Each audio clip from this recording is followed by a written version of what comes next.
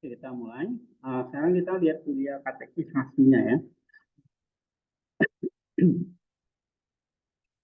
Coba kita baca Kolose 2 ayat 8.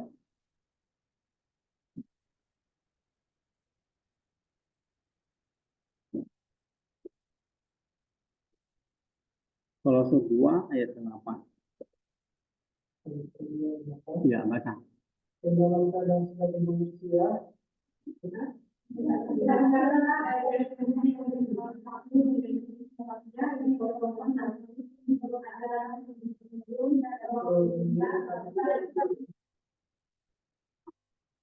Baca ayat salah. Coba baca, Raymond. kalau perlindungan delapan, hati-hati ajaran apa yang menawarkan di tempatnya tersebut dan palsu, menurut ajaran ini terbukti dan lolos dunia, tetapi tidak menurut Kristus. Nah, artinya di sini ya, kamu lihat Cyril sangat menekankan apa?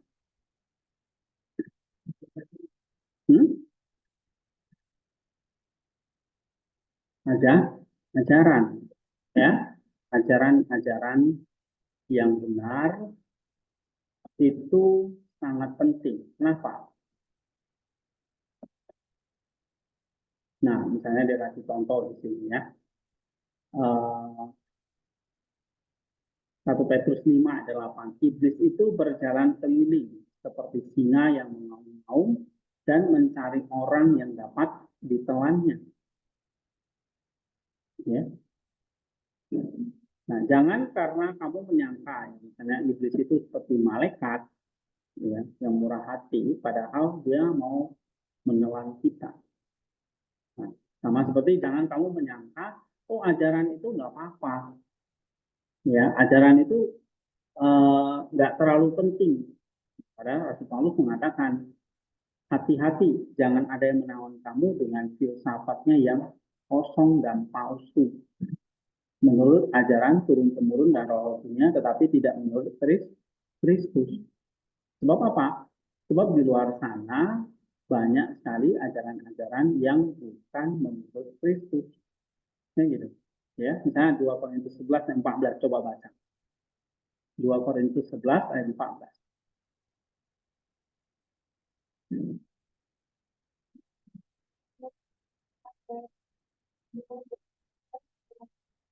14.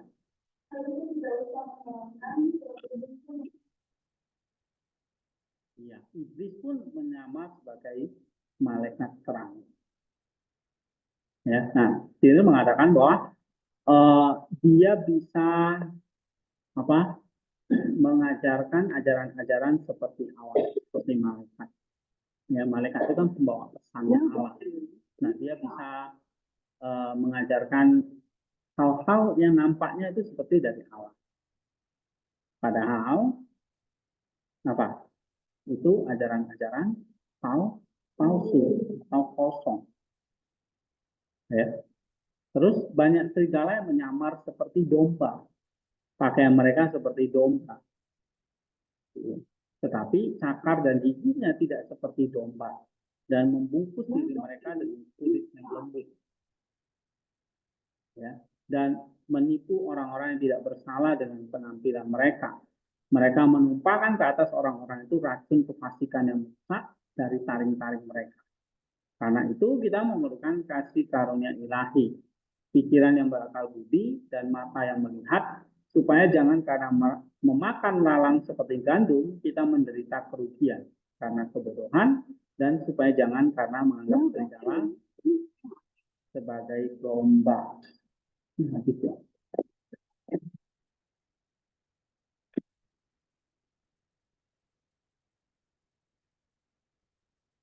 Itu si Androma.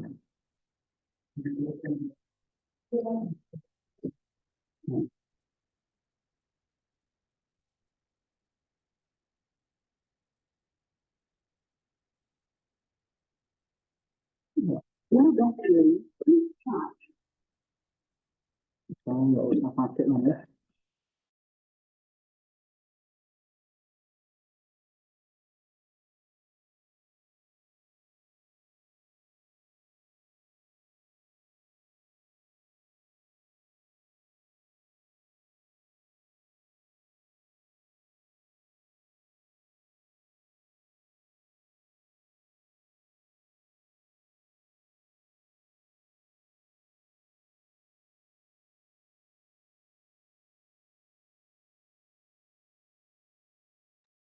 Oke, ini suara saya udah jelas?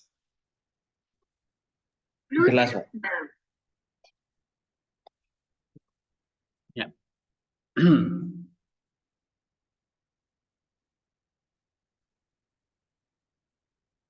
Nah, yang kedua, coba baca.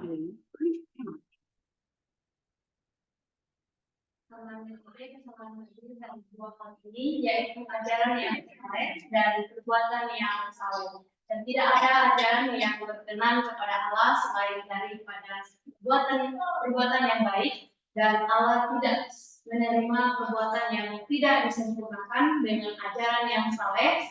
Apakah gunanya mengetahui dengan baik doktrin-doktrin tentang Allah, tetapi tetap menjadi perzinahan yang keji dan lagi apakah untungnya menjadi orang yang bertabiat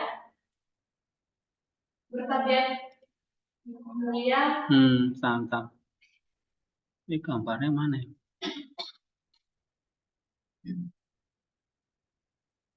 Oke, terus? Bertabiat mulia, tetapi menjadi penghujat yang keji. Karena itu harta yang paling berharga adalah pengetahuan akan ajaran-ajaran dan juga jiwa yang waspada, karena ada banyak orang yang Membinasakan dengan filsafat dan tipu daya yang sia-sia. Iya. Nah, jadi di sini maksudnya gimana? Ada ajaran-ajaran yang kelihatannya baik, saleh, tetapi kita nggak tahu sumbernya dari mana. Ya. Nah, maka dikatakan harta yang paling berharga itu adalah pengetahuan akan ajaran-ajaran dan juga jiwa yang waspada. Karena kalau kamu salah ajaran, ya maka kamu akan salah, ya bisa lari dari keselamatanmu. Maka kalau kamu salah mengikuti ajaran, ya itu bisa membinasakan jiwamu. Padahal harta yang paling berharga itu ya jiwa kita. Begitu. Ya, sebab di luar sana apa? Ada banyak orang yang mau membinasakan dengan apa? Dengan filsafat dan tipu daya yang sia-sia. Ya. Apalagi di zaman itu filsafat Yunani begitu kental. Ya. Nah, itu hati-hati. Terus di satu pihak orang-orang Yahudi menarik orang dengan lidahnya yang licin, seperti madu yang menetes dari bibir perempuan sundal. Sedangkan orang-orang bersunat menyesatkan orang-orang yang dapat kepada mereka dengan kitab suci yang mereka salah tafsirkan, sekalipun mereka mempelajarinya dari kecil sampai tua, sehingga mereka menjadi tua dalam ketidaktahuan, tetapi anak-anaknya menyesat dengan kata-kata mereka yang manis dan lidah mereka yang licin, menyesatkan hati orang-orang yang tidak bersalah dan menyamarkan dengan nama Kristus seolah-olah seperti madu, panah, beracun, dan ajaran-ajaran mereka yang sesat. Dan tentang mereka semua Allah berfirman, waspadalah supaya jangan ada yang menyesatkan kamu. Dalam Matius 24 ayat 4, inilah alasan untuk mengajarkan pengakuan iman dan untuk menjelaskan. Jadi alasannya apa? Kita mau belajar doktrin kali ini. Supaya tidak binasa. Supaya? Binasa. Kenapa kok ada ajaran palsu tuh tahunya dari mana? Hah? Tahu dari mana ajaran palsu itu?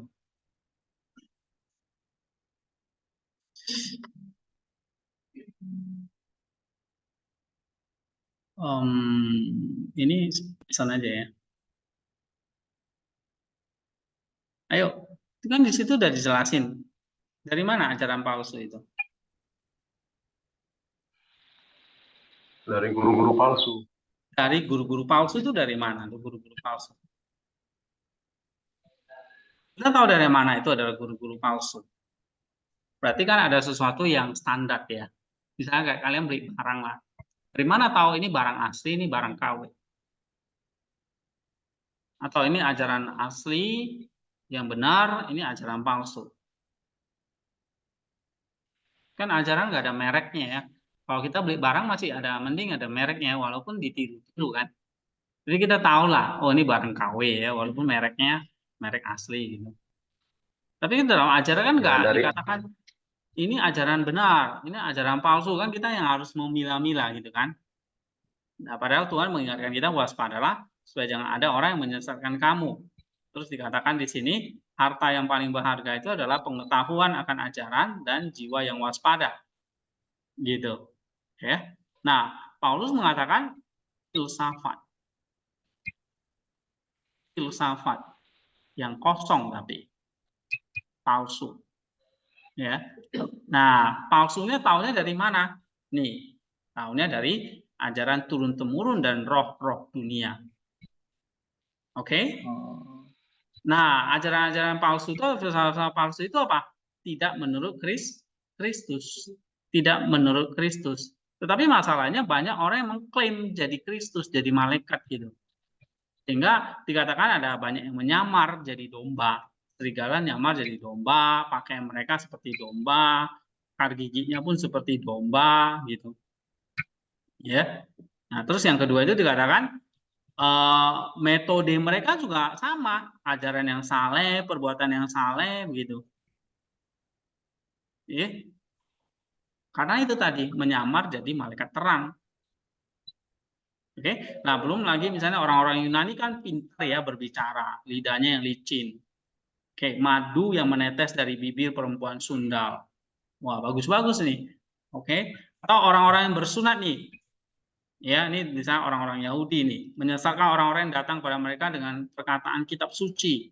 Misalnya kalau kita baca dalam kitab Galatia itu kan. Nah, lalu padahal mereka adalah anak-anak penyesat. Berarti kan di sini perlu ada kejelasan ini, yang mana yang berasal dari filsafat yang kosong tadi yang tidak menurut Kristus, yang mana yang ajaran menurut Kristus.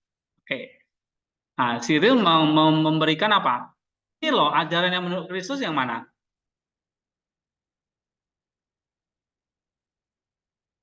Ajaran yang menurut Kristus yang mana? Ini pengakuan iman. Nah, ini masuk dengan pengakuan iman ini apa? Ini jadi standarnya, ya.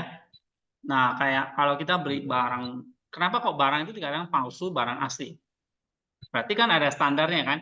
Ada ukurannya, kenapa ini palsu, kenapa ini asli. Gitu. Sama seperti ajaran. Hati-hati. Karena banyak orang yang akan menyesatkan kamu, ya, ini kata Tuhan sendiri, maka yang aslinya itu di mana? Nah, inilah pengakuan iman. Ya. Nah, terus yang ketiga, tetapi sebelum aku mengantarkan kamu kepada pengakuan iman, nah, saya mau rangkum nih doktrin-doktrin yang menurut Kristus nih. Ya, supaya kamu apa? Supaya kamu bisa merasakan dulu, ya, apa? Ajaran-ajaran yang menurut Kristus itu. Ya. Tidak membuat kamu sederhana di antara kamu jadi lupa, tetapi supaya setelah menabur benih sekarang secara ringkas kita tidak melupakan hal yang sama ketika kita menabur benih yang lebih banyak lagi.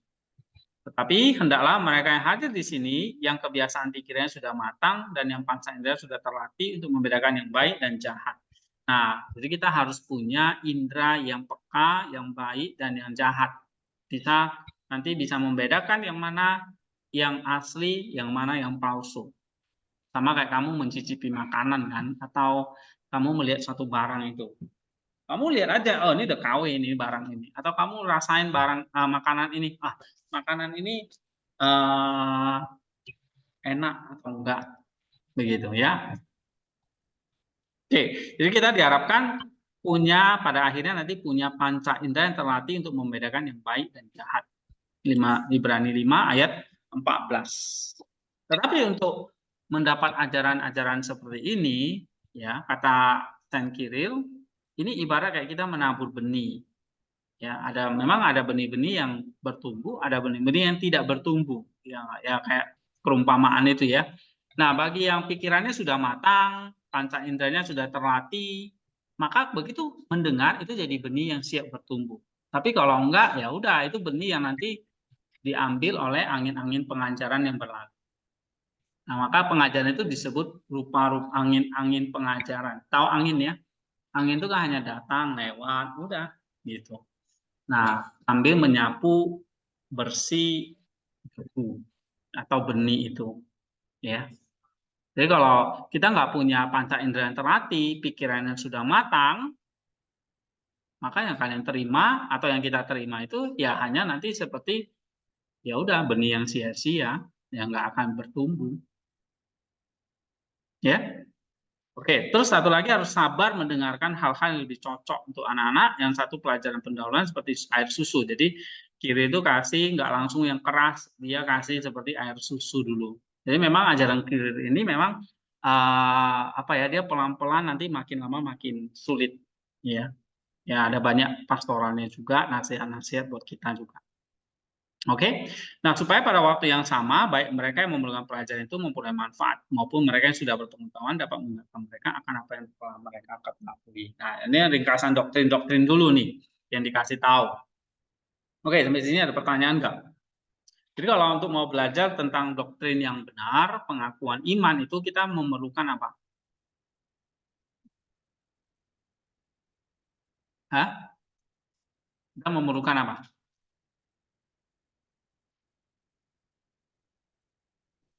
Oke, memerlukan apa di sini? Pikiran yang sudah matang, panca indera yang sudah terlatih, sabar mendengarkan, ya, sabar mendengarkan, latih panca indera. Ya, jadi kalau kamu baca seperti ini, kamu latih. Ini benar sekali nih, tepat nih, stabilo. Begitu. Ingat ajaran seperti itu sampai kamu mati. Nah, itu artinya panca indera yang terlatih. Ya, panca indera yang terlatih. Panca indera bukan hanya mata aja, tapi ya semua 5 indera itu kamu latih. Oke. Nah, dan kalau kita belajar misalnya kayak filokalia, ya itu ya kita harus punya apa hati yang bersih. Ya, karena orang yang hatinya bersih, hatinya suci, itulah orang yang bisa melihat Allah. Ya. Nah, ya kalau kita nggak punya hati yang bersih, ya tadi kiri mengatakan tuh nanti benih yang cuma hanya disapu oleh angin-angin pengajaran, nanti begitu kamu kena angin-angin pengajaran yang lain, kamu goyah dah iman. Ya, karena apa? Benihnya udah tersapu oleh angin itu. Nah, ini yang kita tidak inginkan ya. Nah, saya ingin kalian benar-benar menguasai doktrin ini karena apa yang dibahas dari kiri ini adalah tadi ajaran yang sangat standar yaitu pengakuan iman. Pengakuan iman mulai dari Allah, nanti ya ini bahas tentang Allah sampai nanti akhir zaman. Ya. Walaupun dia katakan ini masih dia kasihnya masih kayak susu nih. Ya, artinya untuk pendalamannya kalau mau makan makanan yang keras ya harus belajar lagi sendiri. Ya, bahan ini ya kayak air susu aja dia bilang. Ini kayak pelajaran pendahuluan. Oke, ya walaupun sebetulnya dia merendah di sini ya. Saya yakin tulisan dia itu bobot sekali. Dia doktor gereja, ya Saint Kirill itu. Jadi kita beruntung kita masih bisa baca nih tulisan dia. Oke, nah tentang hal ini tentang Kolose 2 ayat 8. Jadi kalau kita bisa nyimpulkan memang hati-hati dengan ajaran-ajaran palsu itu. Sebab apa? Ajaran-ajaran itu bisa membinasakan kita. Ya, bisa membinasakan kita. Jadi kalau kamu salah mengenal Allah, salah mengenal Kristus, misalnya pelajari, oh Kristus itu hanya manusia biasa, apa yang terjadi dengan iman? Ya, banyak juga kan orang Kristen udah percaya Yesus itu Tuhan dan Juru Selamat, terus goyah dia. Oh, nggak percaya lagi. Ya, Yesus itu bukan Tuhan lagi. Yesus itu hanya nabi aja. Oke, akhirnya dia pindah ajaran, pindah agama dan sebagainya. Nah, itu bahaya dan banyak itu terjadi. Ya. Atau kita bisa mengikuti ajaran-ajaran yang jadinya salah. Ya, seperti tadi ajaran-ajaran yang cuma menyamar aja dengan nama Kristus. Ya, menyesatkan hati orang-orang yang tidak bersalah, menyamarkan dengan nama Kristus. Nah, pada zaman itu, misalnya pada zaman Kiril itu ya udah ada banyak, misalnya ada Arianisme, ya kan, pakai nama Kristus, gitu. Tapi apa ajarannya bidat, gitu. Ya, tidak mengakui Yesus itu adalah Allah, hanya ciptaan. Nah, atau Nestorian, Yesus itu punya dua pribadi, kayak sekarang kena penyakit apa tuh psikopat gitu ya, punya dua pribadi yang berbeda begitu. Nah, itu Nestorian. Ada lagi zaman dulu itu apa guru-guru palsunya, misalnya Sabellianism, ya, Arianism, Nestorianism, Ebionism, banyak, Apollinarianism, ya. Nah, itu semua adalah ajaran-ajaran yang menyamar dengan nama Kristus. Ajarannya tentang Kristus, mengutip ayat juga dan sebagainya. Tapi itu seperti apa? Madu, panah, beracun dari ajaran-ajaran mereka yang sesat. Nah, jadi kalian di sini belajar doktrin, ya harus belajar paling basic itu apa? Kenal dulu yang standarnya. Ya, supaya ke depan kalian bisa tahu ini mana ajaran yang standar, ajaran yang benar, maksudnya yang menurut Kristus, yang mana yang bukan. Nah, standarnya di mana kita? Standar doktrinnya yang mana? Hah? Yesus adalah Tuhan. Pengakuan iman. Pengakuan iman mana? Pengakuan iman Nisea. Nah, kalau di Barat itu memang pengakuan iman rasuli. Ya. Nah, tapi itu ada sedikit perbedaan. Misalnya masalah Yesus keluar dari Allah dan Bapa, gitu ya, Allah dan Roh Kudus, nah itu sedikit perbedaan di situ. Nah, tetapi pada zaman dulu pengajaran yang standar yang menurut Kristus itu adalah apa? Pengakuan iman Nisea. Oke, pengakuan Nisea selalu mulai dari Allah, ya. Nah, kita baca hari ini tentang Allah.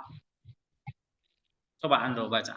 Pertama-tama, hendaklah diletakkan sebagai dasar di dalam jiwamu ajaran tentang Allah, bahwa Allah itu esa, tidak beranak, tidak berubah, dan tidak ada yang menggantikannya dalam hidupnya, tidak berawal dan tidak berakhir, dan bahwa ia baik dan adil. Sehingga jika engkau mendengar seorang bidan berkata bahwa ada Allah yang adil dan ada Allah yang lain yang baik, maka engkau akan segera ingat dan dapat melihat anak panah bidas yang beracun itu. Karena beberapa orang telah dengan tidak bertanggung jawab berani membagi Allah yang esa dalam ajaran mereka. Dan beberapa orang mengatakan bahwa yang satu adalah pencipta dan Allah atas jiwa, dan yang lain atas tubuh, sebagai ajaran yang tidak masuk akal dan tidak berwarna. Karena bagaimanapun mungkin seseorang menjadi hamba dari dua Tuhan, sementara Tuhan kita mengatakan dalam Injil tidak ada seorang pun yang dapat mengabdi pada dua Tuhan. Maka hanya ada satu Allah, pencipta jiwa dan raga, pencipta langit dan bumi, pencipta malaikat dan malaikat takut. Banyak yang dicipta, tetapi hanya satu pencipta, yaitu Bapa yang sebelum segala zaman, yaitu satu, yaitu Anak yang tunggal, Tuhan kita Yesus Kristus, yang dengan perantaraannya ia menjadikan segala sesuatu yang kelihatan dan yang kelihatan. Nah, yang penting kamu stabilo di situ apa? Sama sekali, ini ajaran yang menurut Kristus ya, atau ajaran yang benar ini apa? Allah itu esa. Jangan mengatakan kita percaya Allah itu banyak atau politeisme. Kita adalah monoteisme. Allah itu satu, tidak beranak, tidak berubah. Jadi Allah itu tidak punya anak dalam pengertian yang melahirkan gitu ya. Jadi anaknya jadi banyak begitu, enggak. Oke, dia tidak berubah, kekal, ya. Dia baik, dia adil dan seterusnya. Oke. Nah, kenapa ini penting sekali kalau Allah itu esa? Jadi mengatakan pada zaman itu sudah ada orang yang berani membagi-bagi Allah itu banyak. Jadi dikatakan ada Allah sang pencipta atau Allah atas materi. Ya, nah ini biasa ajaran gnostik yang mengatakan ada Allah yang baik, ada Allah yang jahat. Allah yang baik itu Allah yang menciptakan roh. Tapi ada Allah yang jahat, menciptakan materi atau tubuh ini. Nah, jadi kita nggak percaya ajaran gnostik ini yang banyak percaya Allah. Atau filsafat Yunani yang banyak percaya tentang dewa ini, dewa itu. Ya. Nah, kita hanya percaya Allah itu satu. Oke. Nah, bahkan di dalam ini ajaran Kristus sendiri tidak ada seorang pun dapat mengabdi kepada Tuhan. Ini ajaran dari siapa? Yesus, ya kan? Maka hanya ada satu Allah pencipta. Baik itu apa? Pencipta materi, raga, maupun pencipta jiwa atau roh. Pencipta langit dan bumi, pencipta malaikat, dan malaikat itu makhluk roh ya, bahkan manusia, roh dan jiwa. Ya. Nah, hanya satu pencipta, yaitu siapa? Allah. Gitu. Tapi gimana Tuhan kita Yesus Kristus ini? Nah, itulah pentingnya kamu belajar Allah, kamu pasti akan belajar tentang Tritunggal. Berarti Allah atau Tritunggal itu satu paket ajaran yang benar. Kalau kamu belajar Allah tanpa belajar Tritunggal, itu kayak koin hanya punya satu sisi. Padahal koin itu ada dua sisi, ya kan? Nggak bisa dipisahkan. Sebab apa? Sebab begitu Allah menciptakan, dia memakai firman-Nya. Allah berfirman, jadilah ini, jadilah itu. Nah, firman Allah itulah Allah itu. Ya, siapa yang punya firman itu? Sang Bapa kita sebut. Kenapa kita sebut Bapa? Karena dia sumber dari segala sesuatu. Sang sumber itu. Ya, Bapa yang sebelum segala zaman itu. Itulah sang pencipta itu. Nah, lalu dia menciptakan dengan apa? Firman-Nya. Itulah yang kita sebut sebagai apa? Anaknya yang tunggal. Yang menjadikan segala sesuatu yang kelihatan dan tidak kelihatan. Ya. Nah, nanti kita lihat dalam pengakuan iman, ya, dikatakan Allah menciptakan segala sesuatu baik yang kelihatan maupun yang tidak kelihatan melalui Sang Anak. Ya. Oke, ini poin 4 jelas ya.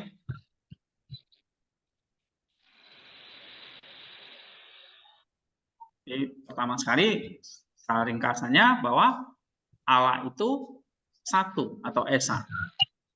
Yang kedua, bacaan lo.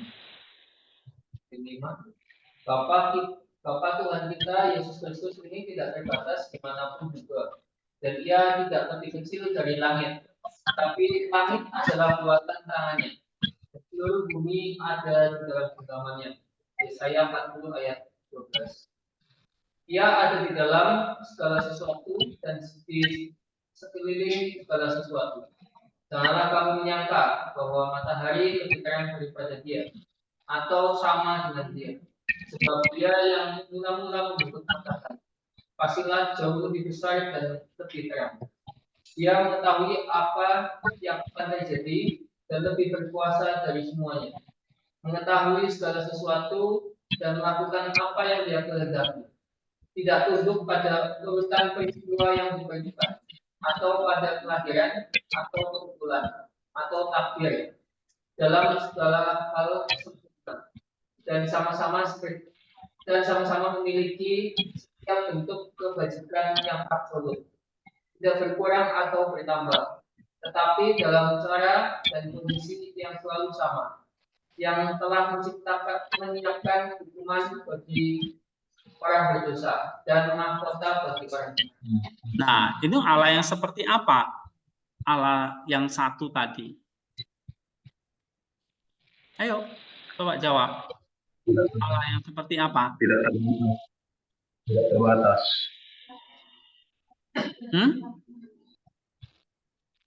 Tidak terbatas. Tidak terbatas. Terus? Oke. Dia berkuasa dari semuanya. Hari ini. Mas.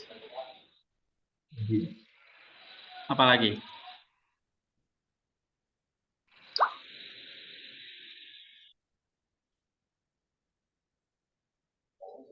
Bentar ya, ini.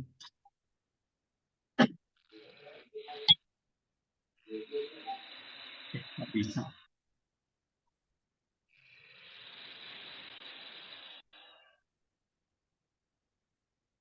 Nah, Allah yang bagaimana? Allah yang diberitakan oleh Sang Kristus itu. Jadi jangan percaya, banyak ya semua agama mengklaim tentang ada Allah.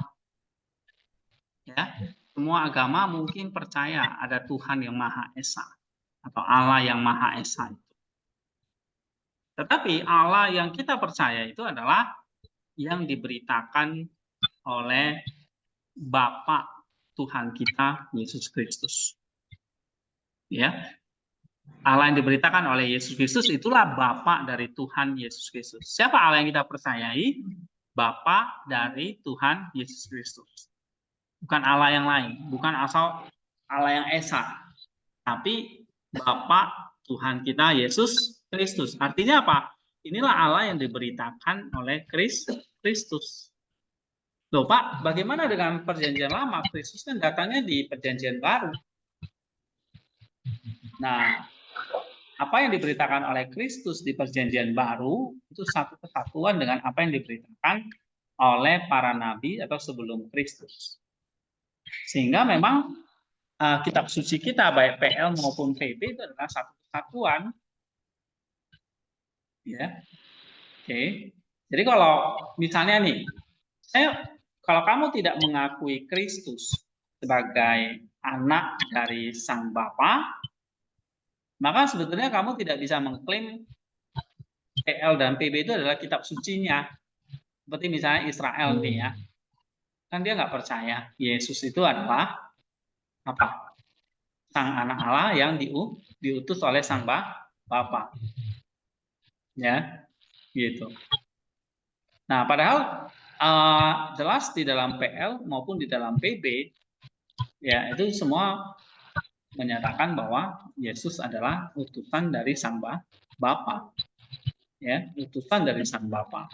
Atau dia adalah anak Allah yang berinkarnasi yang datang menyelamatkan manusia. Nah, oke, bahwa dialah anak Allah yang menyatakan siapa Allah itu. Yohanes 1 ayat 18. Ya, dan yang menyatakan siapa anak Allah itu mulai dari zaman para nabi sampai puncaknya yaitu anaknya Yesus Kristus. Soal kita baca Ibrani 1 ayat 1 dan 2. Ibrani 1 ayat 1 dan 2.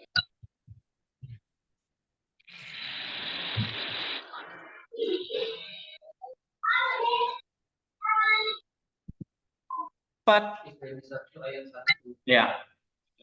Setelah pada zaman dahulu Allah berulang kali dan dalam berbagai cara berbicara kepada moyang kita dengan perantaraan yang tidak mungkin. Maka pada zaman akhir ini Dia telah berbicara dengan kita dengan perantaraan anaknya yang telah Ia tetapkan sebagai yang berhak menerima segala yang ada. Oleh Dia Allah telah menjadikan kita. Nah, lihat pada zaman dulu Allah menyatakan dirinya melalui siapa? para nabi, nenek moyang Israel, ya kan? Tetapi pada zaman akhir ini melalui siapa? Anaknya. Berarti bapaknya siapa? Ya Allah yang Iya, satu. Allah. Allah yang Esa itu. Nah, sekarang puncaknya dinyatakan oleh sang anak. Maka dikatakan apa? Bapak Tuhan kita Yesus Kristus. Siapa Bapak Tuhan kita Yesus Kristus? Allah yang satu itu. Jadi Allah yang satu itu siapa?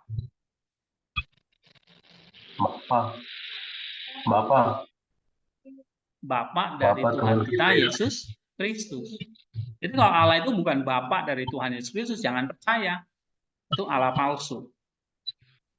Ya, kalau saya percaya Allah, tapi dia punya anak namanya Zeus. Nah, jangan percaya.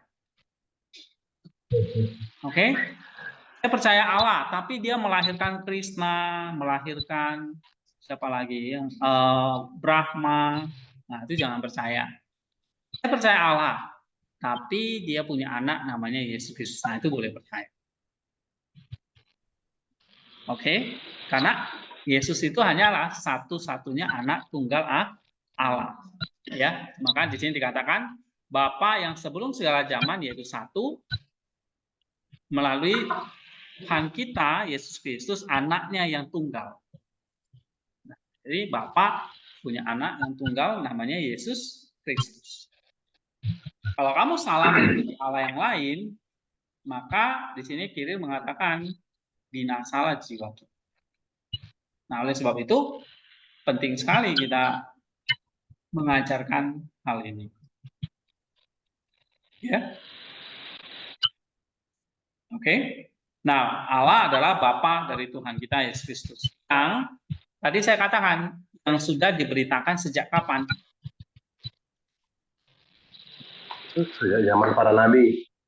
Apa? Sejak kapan, Krisman?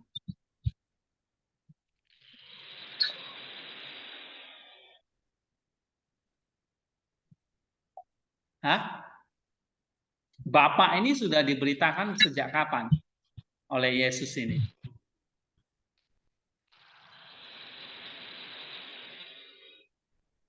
Ibrani 1 tadi. Oh, sejak zaman nenek moyang dari bangsa Israel. Maka sejak dari kejadian itu, kitab PL itu.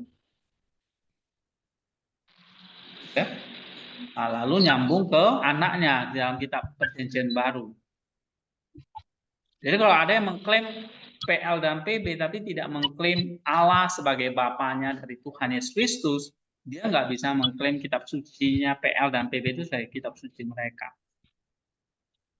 Ya, nah kita yang mengklaim adalah Allah itu Bapa, anaknya itu adalah Tuhan kita Yesus Kristus.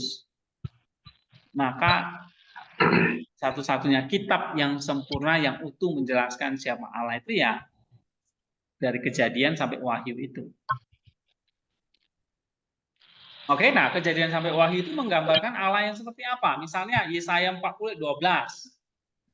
Allah yang apa? Tuh. Yang tidak lebih kecil dari langit. Langit adalah buatan tangannya. Seluruh bumi ada dalam genggamannya. Itu semua di dalam PL. Ya, ini artinya apa kalau Yesaya 40:12? Coba baca Yesaya 40:12. Orang yang menakar air melakukan dengan lekuk tangannya dan mengulangi dengan jengkal, menunjukkan debu tanah dengan takaran, menimbang bumi dengan daci, atau bukit-bukit dengan beracun. Iya, jadi sini dikatakan apa? Seluruh bumi ada dalam genggamannya. Nah, itu Allah kita.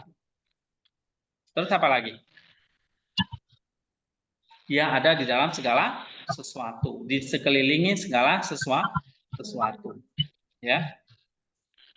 Terus dia adalah apa di sini? Adalah terang, dikatakan ya.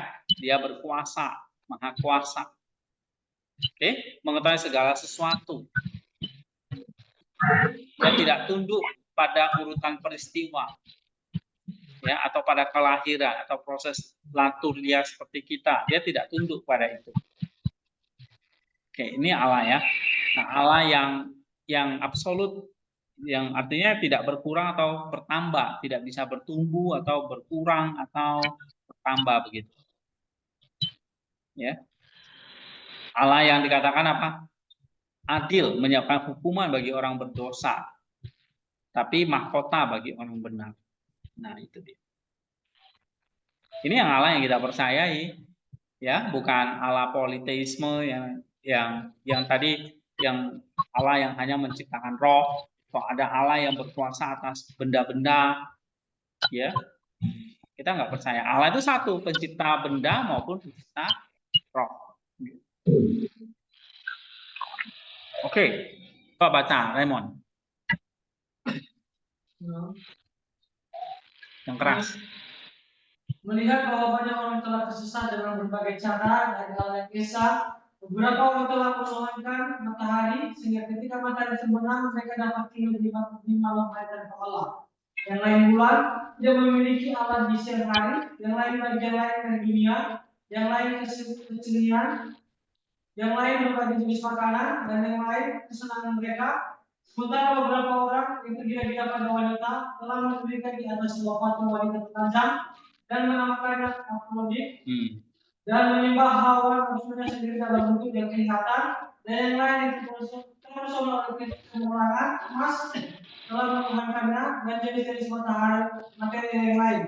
Sedangkan jika seseorang meletakkan sebagai fondasi pertama dalam hatinya ajaran tentang keesaan Allah dan percaya kepadanya, dia sekaligus mencabut seluruh tanaman kejahatan, penyembahan berhala, dan kesesatan para bidat. Karena itu, letakkanlah ajaran agama yang pertama ini sebagai dasar dalam juang dengan iman. Oke, jadi kalau kamu salah mempercayai Allah, maka nanti seluruhnya jadi rontok, jadi salah semua. Yang kamu percaya itu tadi ya, dewa Afrodit. Oke, Afrodit ini adalah dewa, salah satu dewa di dalam Yunani. Ini adalah sebuah patung wanita telanjang, ya, gitu. Nah, kalau kamu percaya Afrodit, maka kamu akan ikut apa yang diajarkan oleh Afrodit itu. Apa yang diajarkan oleh Afrodit? Nah, Siri mengatakan kamu akan menyembah hawa nafsumu sendiri. Ya. Oke. Tergila-gila pada hawa nafsu, misalnya nafsu seksual. Nah, apakah kita mengikuti Allah yang demikian? Banyak orang yang percaya kepada Afrodit atau dewa lain, misalnya apa? Mars, Jupiter, Venus, ya, itu dewa orang-orang Yunani. Oke. Nah, kalau di Mesir apa? Dewa Firaun itu dianggap sebagai dewa. Ya, Pak? Muara matahari. Ya, matahari misalnya. Ya. Nah, ada di sini katakan menuhankan matahari. Misalnya kayak bangsa apa? Bangsa Mesir, ya, bangsa Babilonia, gitu. Bahkan sekarang juga masih ada. Oke, yang menuhankan matahari. Tapi kalau matahari terbenam, mereka apa dikatakan di sini?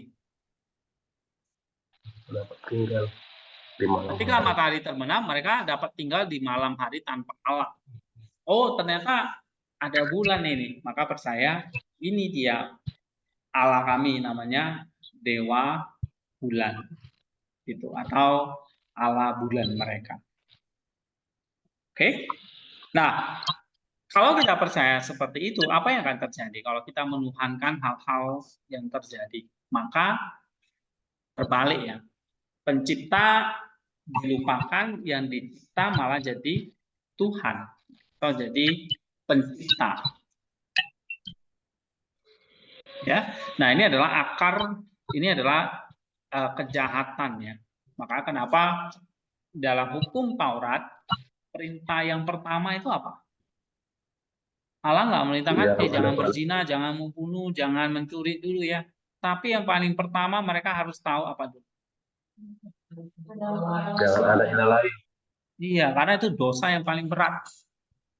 Kalau kita percaya kepada Allah yang lain atau percaya kepada penyembahan berhala dan itu disebut sebagai kejahatan.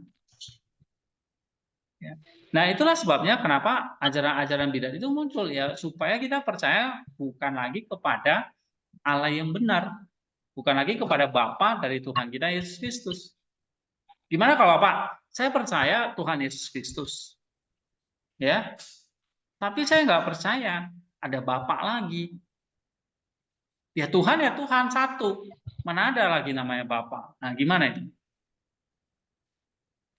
Ya Tuhan Yesus ya Bapa, Bapa ya Tuhan Yesus. Roh Kudus ya Yesus gitu. Nah, itu gimana? Dia percaya Tuhan Yesus, tapi nggak percaya Tuhan Yesus itu punya Bapa. Nanti dikira Tuhan beranak lagi gitu. Allah beranak gitu. Nah, gimana itu? Itu ajaran menurut Kristus atau bukan? Bukan. Ya, bukan. Ya. Nah, hati-hati dengan ajaran seperti itu. Kelihatannya tadi singa tapi berbulu domba.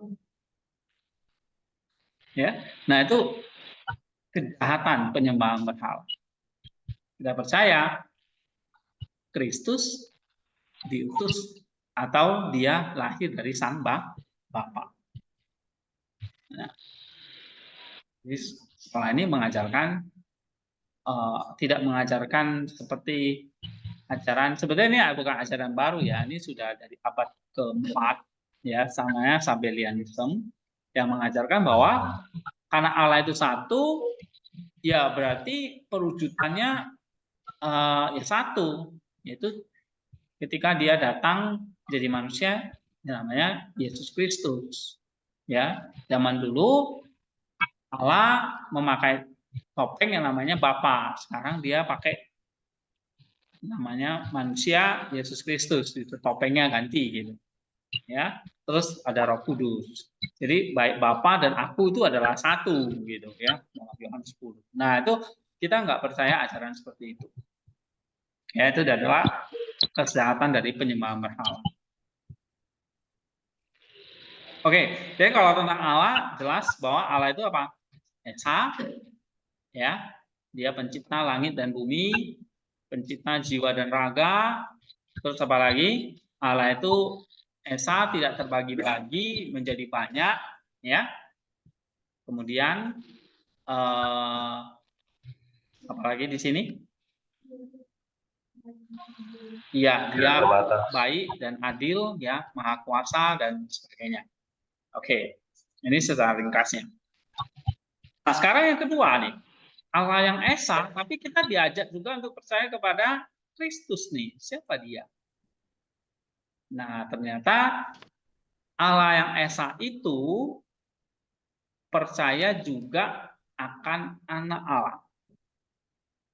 Anak yang tunggal atau yang Esa, Tuhan kita Yesus Kristus. Jadi kita diajak percaya Allah itu sebagai Bapa, dan kalau diungkap sebagai Bapa, maka dia memperanakan sang anak, yaitu ada sesuatu, ada Allah yang ada anak Allah yang Esa dan tunggal.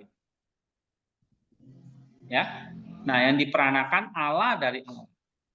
Atau yang memperanakan hidup dari hidup. Yang memperanakan terang dari terang. Yang sama dalam segala hal dengan dia yang memperanakan, yang tidak menerima keberadaannya pada suatu waktu, tetapi yang sudah ada sebelum segala zaman, yang di luar pengertian kita, diperanakan dari Bapa. Dia adalah hikmat, dia adalah kuasa Allah, dia adalah kebenaran dari Allah yang duduk di sebelah kanan Bapa sebelum segala zaman. Ya. Oke, jadi kalau kita diajak percaya kepada Allah, ternyata nggak cukup. Tapi percaya juga akan apa? Anak. Hah? Anak. Anak Allah siapa namanya? Yesus Kristus. Yesus Kristus. Bukan Afrodit. Bukan Mars. Bukan Dewa Zeus. Ya, bukan Baal. Tapi Yesus Kristus.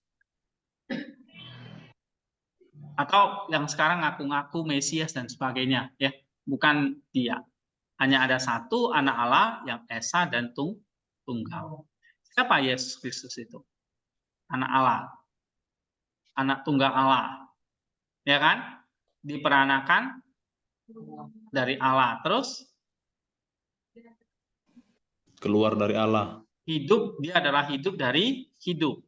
Terus dia adalah terang dari terang. Terang. Ya. Terus apa lagi?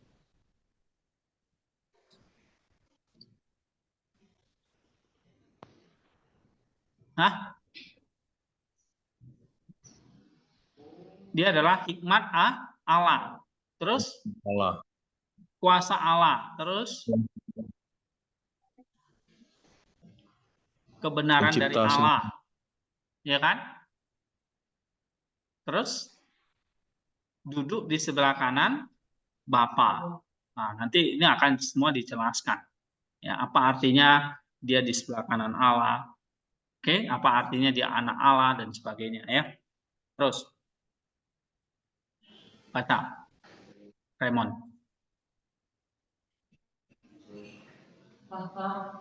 Tahta di sebelah kanan Allah tidak diterimanya, seperti yang disangka beberapa orang karena kesabarannya. Dimahkotai seolah-olah Allah setelah kerendahannya, tapi selama kerendahan dari generasi yang kekal, dia memegang martabat kerajaannya dan berbagi tempat duduk dengan Bapa sebagai Tuhan dan hikmat dan kuasa, seperti yang telah dikatakan, dia memerintah bersama-sama dengan Bapa dan menciptakan segala sesuatu untuk Bapa, namun tidak kekurangan sesuatu pun dalam martabat kealahan, dan mengenal dia yang memperanakan dia sama seperti ia dikenal oleh dia yang memperanakan. Dan singkat kata, ingatlah apa yang ditulis dalam Injil, tidak ada yang mengenal anak selain Bapa dan Bapa tidak mengenal anak selain anak. Nah, apa artinya ini? Sang anak itu apa? Diberi otoritas, ya kan? Maka ada tahta gitu. Dia diberi otoritas, dimakotai. Ya, setelah penderitaannya. Artinya dia dijadikan Tuhan oleh Allah. Ya. Right? Terus apa? Dia sekarang berbagi tempat duduk dengan Bapa. Sebagai Tuhan, sebagai hikmat, sebagai kuasanya Allah. Lalu dia apa? Sekarang memerintah bersama-sama dengan Bapa. Lalu dia adalah pencipta segala sesuatu untuk Bapa. Dia sehakikat dengan sang Bapa. Sebab dia diperanakan dari sang Bapa. Ya, singkat kata apa? Singkat kata apa? Kita tidak bisa mengenal Allah kalau kita tidak bisa mengenal anak. Atau tidak ada yang mengenal anak selain Bapa dan Bapa tidak mengenal anak selain anak. Nah, ini artinya bahwa kita tidak bisa mengenal Allah kalau tidak melalui anak.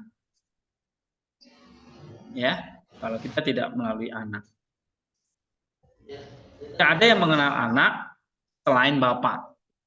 Jadi yang mengenal anak ya Bapa. Hanya dia yang tahu. Ya. Kita bisa nggak mengenal Kristus? Ya sebetulnya nggak bisa, ya sang Bapa itu saja. Ya kita hanya bisa mengenal lewat perkataan-perkataannya, apa yang diajarkan oleh para rasul. Tapi mengenal dalam pengertian tahu asalnya dari mana, berasal dari mana, seperti apa yang dia lakukan dan segala macam. Kita nggak pernah tahu. Kita hanya tahu ya sekarang dia memerintah, dia duduk bersama dengan Bapa. Ya, kita tidak tahu, kita sebenarnya tidak kenal. Hanya Bapa yang mengenal anak dan hanya anak yang mengenal Bapa. Oke. Nah, ini Allah yang kita harus tahu seperti itu. Jadi apa yang kita tahu ya, teologi apa yang kita pelajari pun kamu bisa baca 1000 halaman, 2000 halaman buku, atau kamu bisa menulis begitu banyak tentang buku, tapi kamu sebetulnya nggak bisa mengenal Allah itu. Ya. Karena kita bukan berasal dari Allah, kita nggak diperanakan secara kodrat dari Allah. Hanya anak itu yang, maka dikatakan di sini apa? Dialah yang apa tadi diperanakan dari Bapa.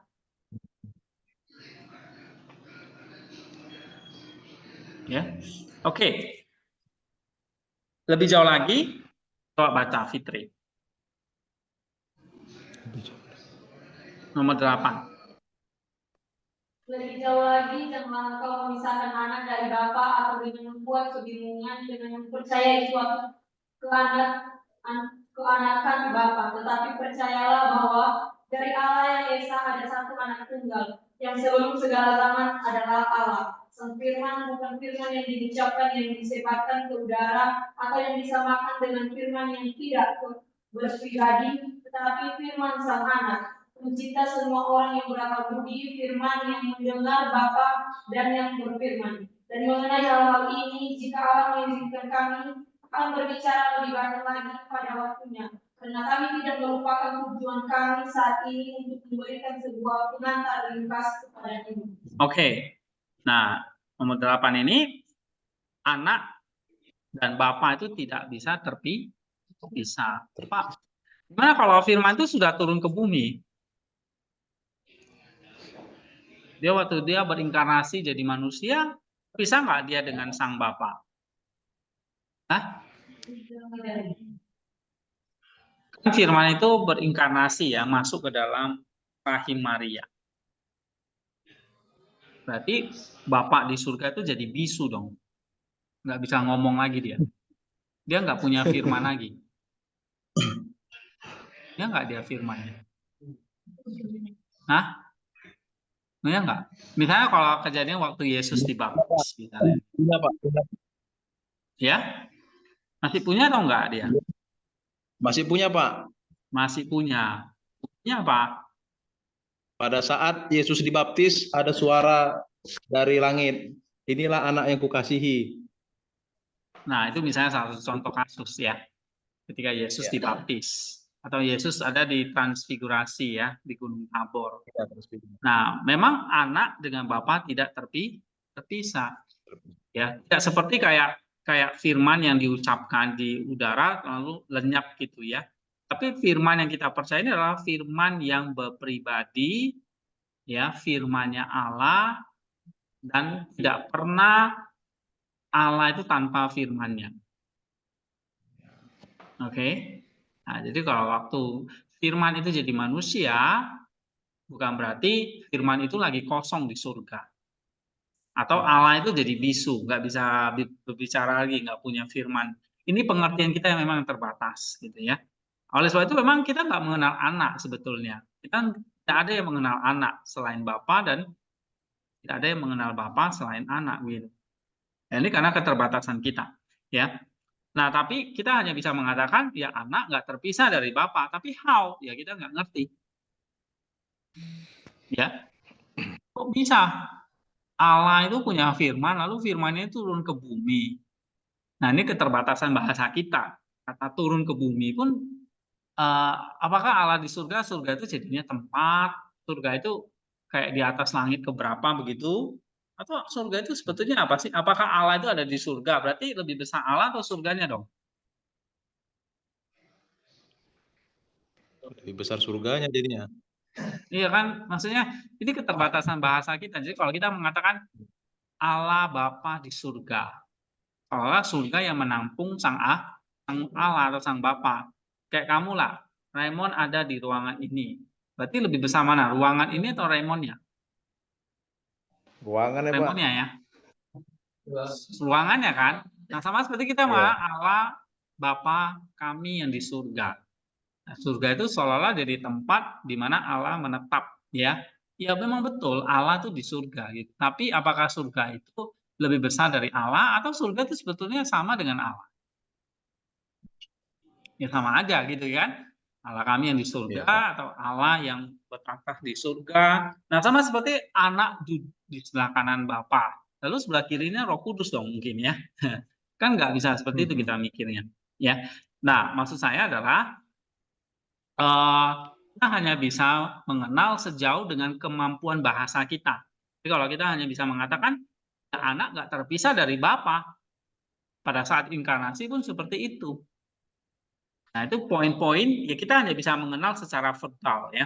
tidak mengenal secara substansi ansinya begitu. Tapi ini penting. Jangan kamu pisahkan anak dari Bapa. Kalau apa? Ketika anak turun ke bumi, maka sang Bapa itu tidak utuh lagi gitu. Iya, dia udah kehilangan firman-Nya gitu. Atau kamu baca Yohanes 3:16, sang Bapa mengutus anaknya datang ke dunia. Jadi seolah anak itu terpisah dari Bapa. Atau waktu Yesus disalib, misalnya ketika Yesus mengatakan jangan tinggalkan aku, ya kan? Nah, apakah saat itu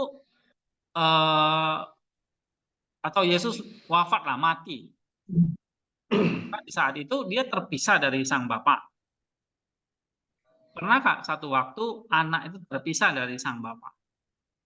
Bahkan ketika Yesus itu wafat, mati di atas kayu salib.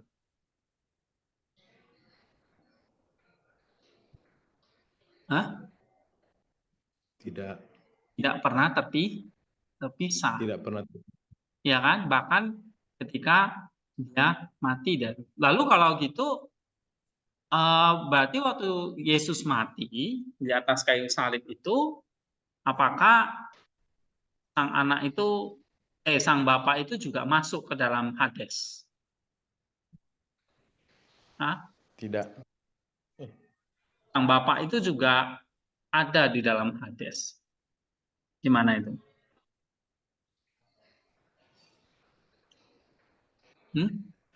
Hades itu apa?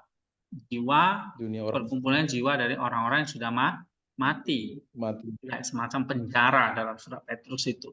Ya kan? Seperti penjara atau dunia orang mati. Nah, waktu Yesus mati, tubuhnya ada di mana? Di kuburan, di goa, ya kan? Tetapi kalau dia sebagai manusia, dia punya tubuh. Oke? Nah, dia punya jiwa nggak? Nafas nggak? Punya. Ya. Punya. Nah, pada saat itu Yesus mengatakan, kamu akan berada bersama dengan aku di Firdaus. Nah, pencuri itu. Nah, ya kan? Tapi satu sisi kok dia ada di Hades. Nah, maka di sini dikatakan secara manusiawi yang bisa mati siapa? Manusia. Allah sebagai anak Allah, dia sebagai anak Allah bisa mati nggak? Kodratnya sebagai Allah bisa mati? Enggak. Kalau bisa mati bukan Allah. Sebagai manusia? Ya. Mati. Bisa. Ya, buktinya apa? Tubuhnya terbaling, ya kan? Diturunkan dari salib terus dimasukkan oleh Yusuf itu kan ke sebuah kuburan. Itu secara manusiawi dia mati, ya. Nah, mati, semua orang mati akan masuk kemana? Ke Hades. Nah, karena yang mati ini adalah Kristus, yang adalah Allah dan manusia, maka dia bisa menaklukkan Hades itu. Ya. Nah, ketika dia menaklukkan Hades itu, dia pakai kuasa apa? Kuasa dari sang Bapa, gitu. Ya kan? Nah, tetapi melalui Kristus. Ya. Nah, tapi pada saat yang sama dia ada di Firdaus enggak? Ada. Saat di Firdaus itu. Firdaus itu apa? Lawan dari Hades. Ya. Nah, jadi memang ini keterbatasan bahasa kita. Pada saat yang sama dia ada di Hades, pada saat yang sama dia ada di Firdaus. Itulah membuktikan bahwa dia adalah Allah yang apa? Iya, Allah yang mati masuk ke Hades, tapi dia adalah pada saat yang sama namanya Allah, dia nggak bisa mati, dia di Firdaus. Yang mati adalah manusianya, jiwanya Firdaus, jiwanya di Hades. Ya. Tetapi apakah pernah satu saat Kristus itu adalah hanya manusia tanpa Allah? Ya enggak. Begitu jiwanya di Hades, dia adalah Allah enggak? Allah. Ya, dia adalah anak Allah enggak?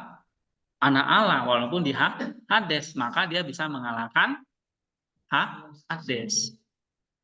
Oh enggak Pak, karena Kristus mati, anak Allahnya udah di Firdaus. Jiwa manusianya di Hades gitu loh. Enggak. Kita enggak percaya seperti itu.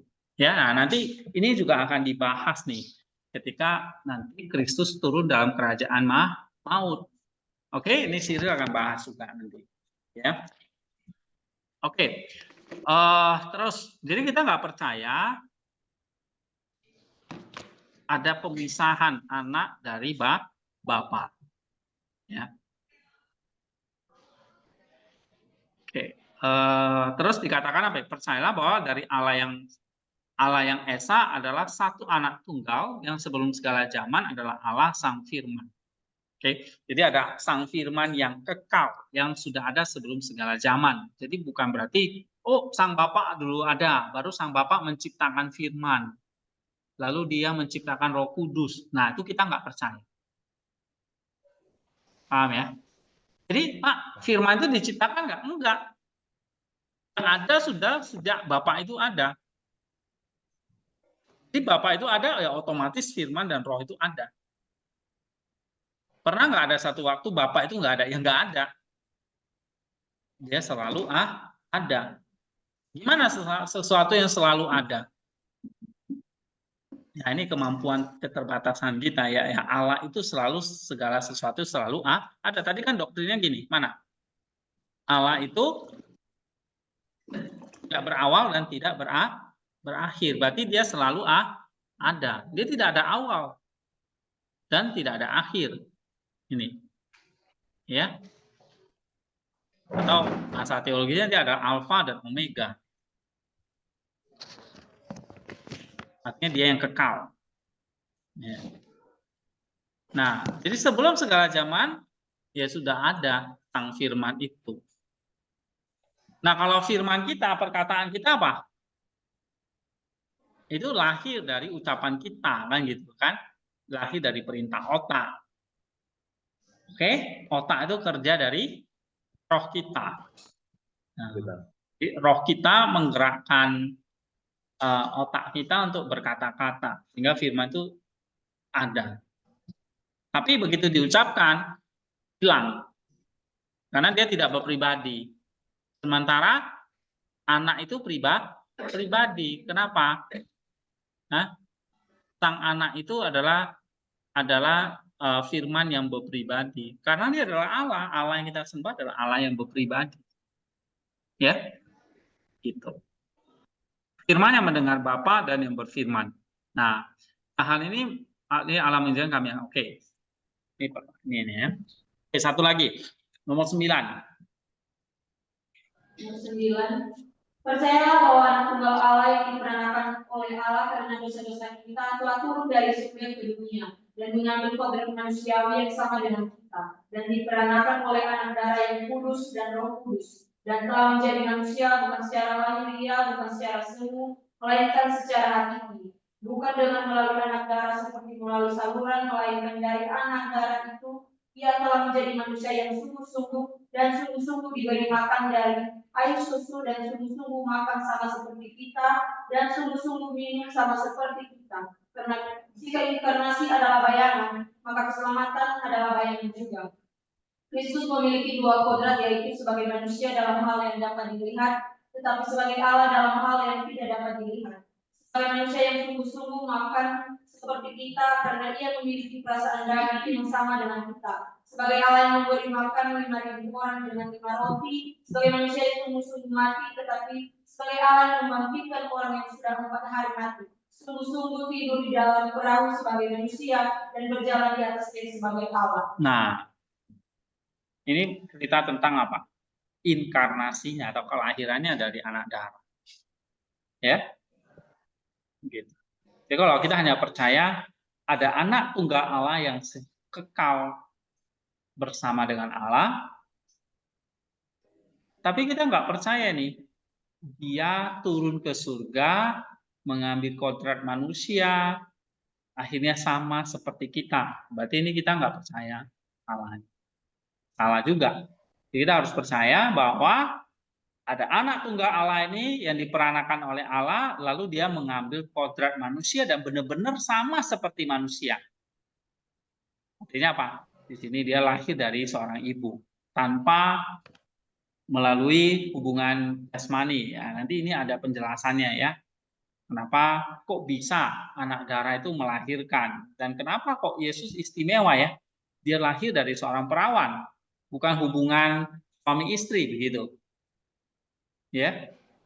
Nah, lalu dia kalau bukanlah hubungan suami istri, apakah betul dia tuh manusia yang seperti kita? Kalau kita lahir dari semua hubungan suami istri, artinya ada sperma dan ovum.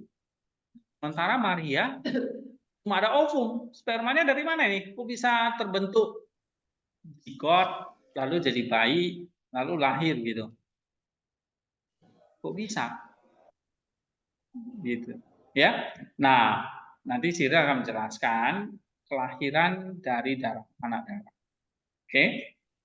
Tapi secara ringkasnya dia mengatakan bahwa dia mengambil kodratnya manusia, artinya kemanusiaannya Yesus itu diambil dari Maria.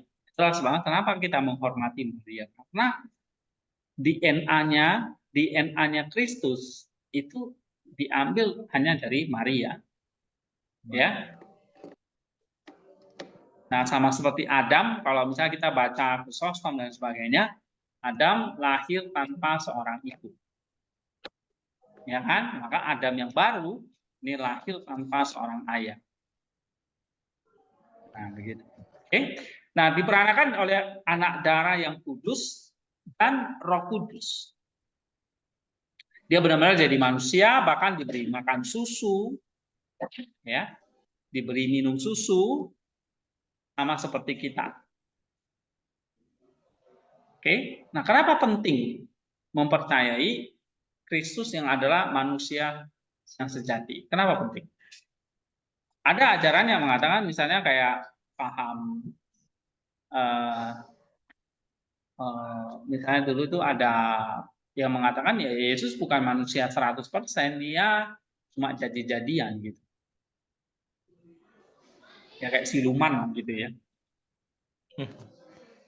Kenapa penting sekali mempercayai bahwa dia menjadi manusia yang sungguh-sungguh. Nih, artinya dia telah menjadi manusia yang sejati nih. Kenapa penting sekali? Saya coba jawab, Pak. Ini Allah itu tunggal ya, Allah itu esa, anak Allah itu nggak ada sejak kekal. Tapi dia nggak berinkarnasi jadi manusia yang benar nih. Oh, dia turun ke bumi tapi tidak jadi manusia sejati. Ini juga nggak benar. Kenapa?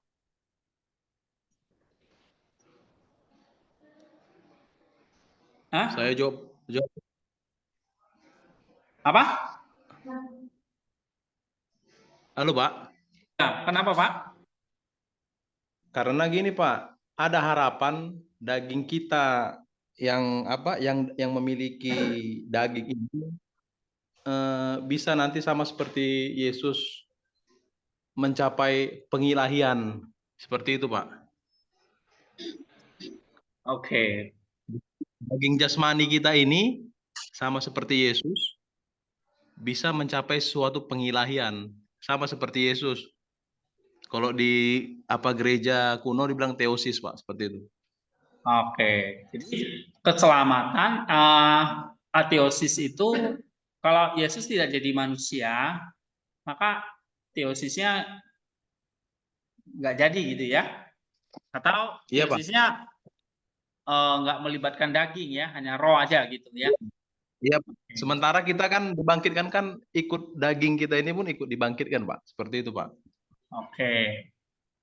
Jadi penting sekali mengatakan bahwa Yesus jadi manusia sungguh-sungguh, bahkan dikatakan di sini makan dari air susu. Kenapa? Nah,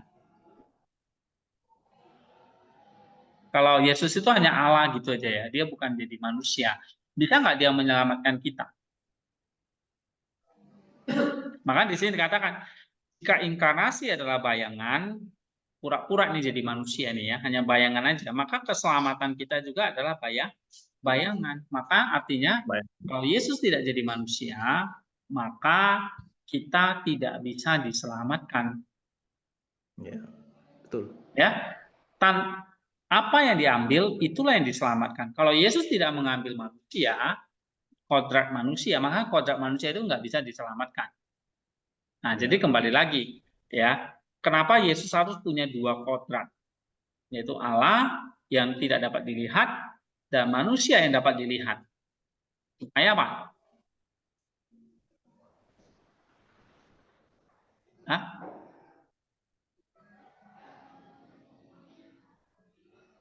Supaya apa? Kenapa? Kok Yesus punya 2 kodrat gitu? Supaya keselamatan yang dia berikan itu benar-benar apa? Ya. Benar-benar menyelamatkan manusia yang punya daging. Gitu. Nah, tadi Pak Rifa itu bilang teosis tadi. Ya. Oke, itu satu, ya. Supaya dia bisa menyelamatkan kita yang terdiri dari daging, maka dia harus jadi daging. Nah, yang kedua, ya, dengan dia menjadi daging, maka dia bisa mencabut ya maut yang ada di dalam daging itu. Iya, betul. Kalau dia tidak bisa jadi daging, maka dia tidak bisa mengambil apa yang ada di dalam daging itu. Ya, yaitu maut nanti. Oke. Nah, ini cuma ringkasan ya. Nanti kita akan pelajari lebih dalam tentang kelahirannya menjadi daging, ya. Nah, ini semua ada nanti di kuliah-kuliah berikutnya nih. Masih banyak ini. Oke. Nanti ada kuliah katekisasi, nggak salah tuh nanti ke 11 deh ya, tentang daging ini. Coba lihat kuliah katekisasi 12 nggak salah ya, 12 atau 11 deh. 12 ya. Kuliah katekisasi 12 halaman 89. Nah, ini akan membahas tentang menjadi daging atau tentang menjadi manusia itu. Oke. Nah, ini dalam ya dari Cyril. Nah, tapi dia katakan sederhananya adalah kalau Kristus bukan Allah yang sejati, bukan manusia yang sejati, maka keselamatan kita itu hanya bayangan nanti. Ya. Bayangan itu belum sejati gitu. Ya, misalnya kamu punya bayangan nggak? Punya. Yang bayangan itu sejatinya kamu nggak, bukan, itu cuma pantulan dari yang sejati gitu. Ya, bayangan itu apa ya? Jadinya ya menyerupai doang, tapi bukan itu yang realnya. Ya. Hah? Iya, kayak fotokopinya gitu. Padahal bukan yang sejatinya di situ. Oke. Nah, kalau inkarnasi itu cuma bayangan, bukan manusia yang sejati, maka keselamatan kita terancam nih. Keselamatan kita cuma bayangan. Ya. Oke, mengenai salib.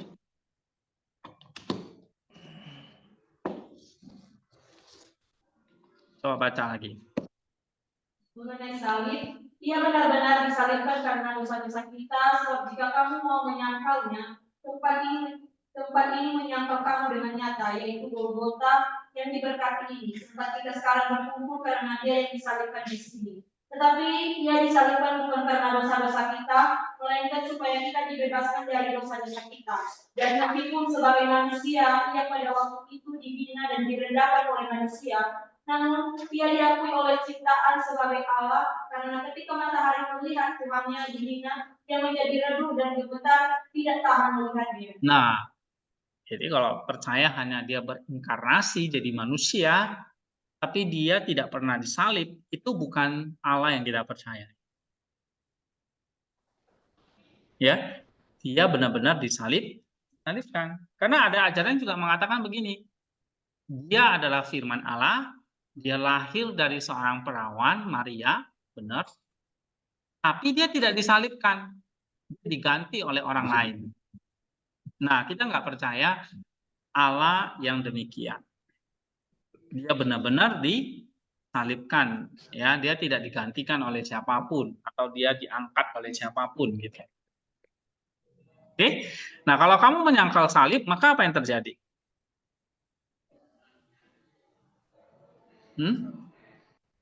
Apa?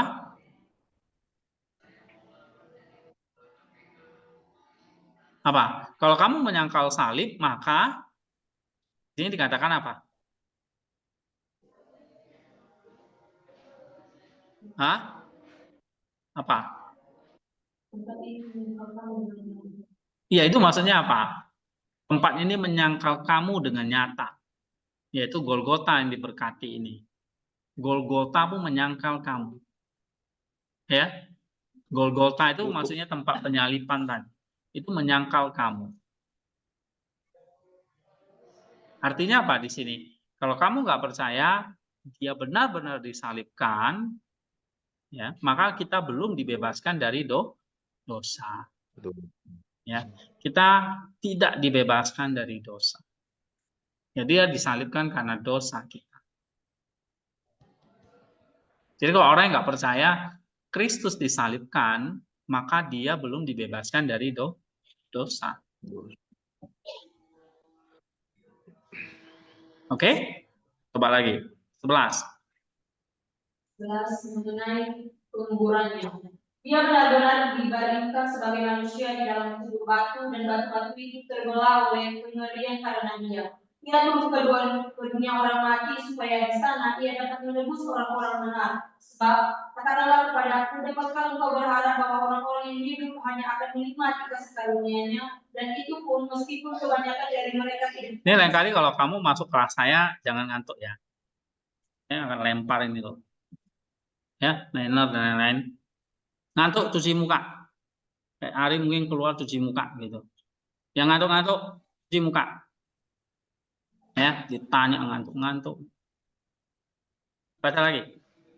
Meskipun kebanyakan dari mereka tidak kudus, dan tidakkah engkau berharap bahwa mereka yang sejak Adam telah lama terpenjara sekarang telah memperoleh kebebasan mereka? Nabi Yesaya telah memerintahkan dengan suara nyaring begitu banyak hal tentang dia. Tidakkah kamu ingin agar Raja turun dan menebus pembawa beritanya? Daud ada di sana, dan Samuel, dan semua nabi, dan Yohanes sendiri, yang melalui utusan-utusannya berkata, engkaukah yang akan datang itu, ataukah kami mencari yang lain? Tidakkah kamu menghendaki supaya ia turun dan menebus orang-orang seperti mereka ini? Oke. Misalnya kita percaya Yesus itu disalibkan. Ya. Tapi nggak mati dia. Dia nggak benar-benar turun ke dalam kubur. Apa yang terjadi? Dia nggak pernah benar turun ke dunia orang mati. Dia kayak mati suri aja lah. Nanti terus kan ada yang percaya ya, Yesus itu disalibkan iya, tapi benar mati nggak? Enggak. Dia cuma mati suri. Ya kayak orang pingsan, ada teori pingsan. Itu misalnya liberal teologi itu percaya begitu ya. Yesus itu cuma pingsan. Makanya 3 hari dia bisa bangkit lagi. Apa yang terjadi kalau kita nggak percaya tentang penguburannya atau kematiannya turun ke dalam dunia orang mati? Maka apa? Yang terjadi apa? Maka kamu akan percaya apa jadinya? Kan tadi saya di awal bilang ya, kalau kamu salah mempercayai Allah, kita jadi salah hidup nih, kita jadi salah mempercayai ini, dan seterusnya jadi salah ini, ya kan? Binasa. Ya. Jadi kalau kita tidak percaya dia turun ke dalam dunia orang mati atau dia dikubur, maka apa yang terjadi dengan kepercayaan kita? Hah? Ya siapanya? Binasa. Yang terjadi apa? Siri mengatakan apa?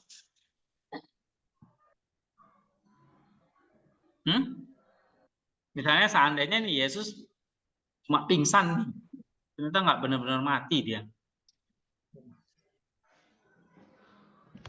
Dia nggak benar-benar dikubur gitu, atau dia nggak benar-benar turun ke dunia orang mati. Maka apa yang terjadi? Maka dia nggak bisa menebus dosa kita. Dia nggak bisa menebus kita, orang-orang benar, baik yang di sana di alam Hades maupun sekarang ini yang di dunia ini. Artinya apa? Menebus itu tahu nggak artinya? Hah? Ini bahasa yang memang kamu mesti ngerti ya. Menebus itu apa?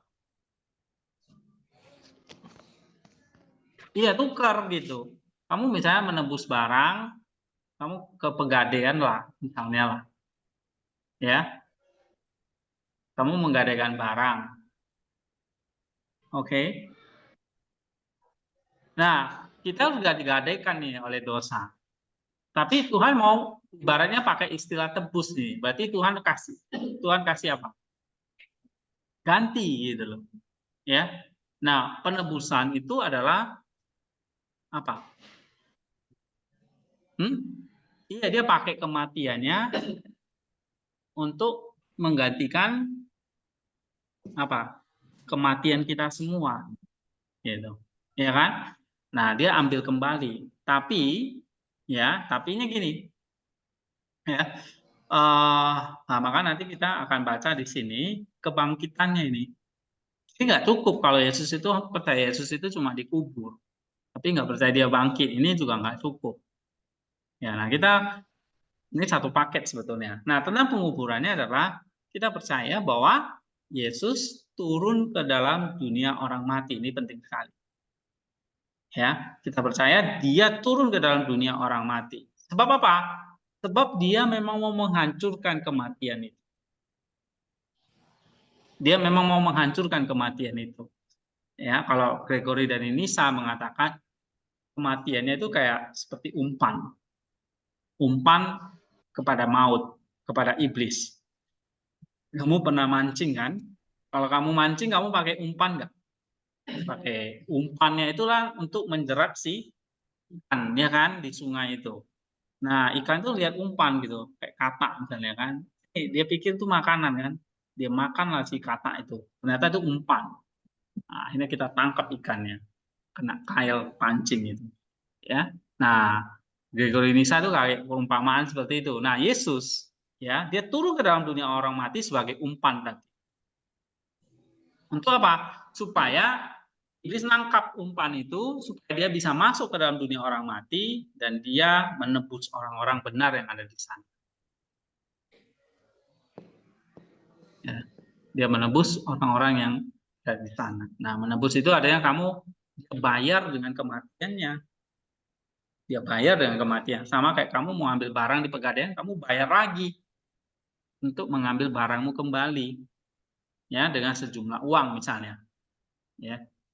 Nah, itu artinya kita menebus. Nah, Kristus menebus, dia bayar pakai kematiannya. Gitu. Ya, dia bayar pakai kematiannya.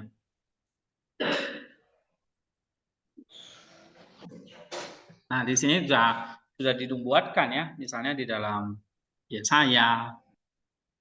Ya. Nah, tidakkah kamu ingin agar raja turun dan menembus membawa beritanya? Daud juga ada di sana. Siapa yang ada dalam dunia orang mati? Ada Daud, ada Samuel, ada semua nabi, ada Yohanes sendiri. Ya, gitu. Sorry, Yohanes belum mati ya. Saat itu Yohanes yang melalui utusannya berkata, engkaukah yang akan datang itu ataukah kami mencari yang lain? Jadi ada siapa dalam dunia orang mati? Ya orang-orang benar. Orang-orang dalam perjanjian lama itu ada Daud, ada Samuel, semua nabi, bahkan ada Musa. Kalau kita lihat ikonnya Paskah itu, Yesus menarik Adam dan Hawa. Oke, sampai di sini. Ada pertanyaan?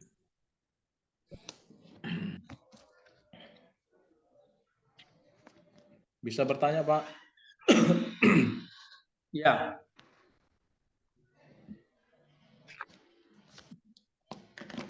Gimana, Pak? Saya mau bertanya tadi dengan apa yang kita pelajari bahwasannya Allah itu tidak berubah, Pak, kan? Allah itu tidak berubah. Oh ya. Berarti, Pak, ada perjanjian lama dan perjanjian baru. Allah itu adalah Bapa. Allah itu adalah Bapa. Berarti kan kita nggak anti menyebut Bapa itu sebenarnya adalah Allah Abraham, Ishak dan Yakub. Kan seperti itu kan, Pak? Ya. Nah, oleh karena itu saya pernah dengar ajaran seperti ini, Pak. Karena Allah itu gagal untuk membimbing bangsa Israel. Jadi Allah itu menggunakan poin kedua, yaitu membuat gereja sebagai keselamatan. Apakah itu benar, Pak? Atau sebenarnya kita harus mempelajari perjanjian lama ini dari sudut pandang perjanjian baru? Seperti itu, Pak. Ya, Allah nggak pernah gagal dalam setiap karyanya, termasuk bangsa Israel. Ya, ya sebetulnya the new Israel is the church ya. Israel yang baru itulah gereja. Jadi Allah bukan apa mau mendirikan apa ya? Purpose-nya adalah tujuannya Allah adalah bukan bangsa Israel sebetulnya. Tujuannya adalah gereja itu yang nanti melalui Israel sampai ke berbagai suku bangsa. Oke. Nah, Israel itu sebagai benar sebagai gereja pertama. Ya kan? Maka disitulah Kisah Rasul 1 ayat 8 itu nanti dari Yerusalem sampai Samaria sampai ke ujung bumi. Jadi justru dari Yerusalem ini, dari bangsa Israel ini. Ya, tapi tujuan Allah itu akhirnya adalah bukan bangsa Israelnya, tapi gerejanya. Ya. Sehingga gereja itu adalah Israel yang baru. Oh, gitu, Pak ya. Ya, bukan Israel pengertian secara jasmani, tapi secara rohani ya. Gitu. Oke. Ya. Kalau kita percaya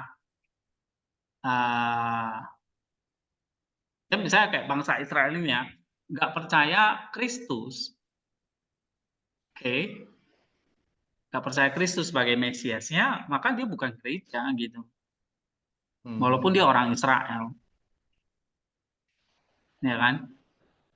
Nah, ya orang yang percaya kepada Kristus dan menerima Roh Kudus itulah yang disebut sebagai Israel sejati. Ini kata Rasul Paulus, ya.